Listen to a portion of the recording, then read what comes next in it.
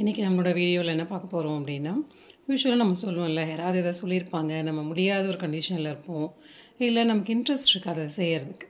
அப்படிங்கிறப்போ ஐ can't do it அப்படின்னு சொல்லுவோம். என்னால் அதை செய்ய முடியாது அப்படின்னு சொல்லுவோம். அதை இங்கிலீஷில் வேறு எப்படிலாம் சொல்லலாம் அப்படின்னு இன்றைக்கி பார்க்கலாம். அதுதான் என்னோடய வீடியோ. ஃபஸ்ட் என்ன அப்படின்னா, I am afraid I can't, எனக்கு பயமாக இருக்குது, என்னால் செய்ய முடியாது அப்படின்னு சொல்லிட்டு எனக்கு அது பயமாக இருக்குது அப்படின்னு சொல்லுவோம். நெக்ஸ்ட் என்ன அப்படின்னு பார்த்தீங்கன்னா, ஐ don't think I will be able to do that. எனக்கு தெரியல, அதெல்லாம் என்னால் பண்ண முடியும் அப்படின்னு சொல்லி என்னால் அது நினச்சி பார்க்க முடியல. ஐ டோன்ட் திங்க், நான் அப்படி நினைக்க முடியல என்னால், பிகாஸ் என்னால் அதை பண்ண முடியாது. So I don't think that I will be able to do that.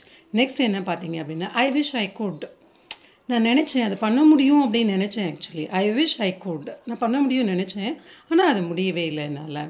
Last ஒன்று என்ன அப்படின்னா, and it's unfortunately I can't.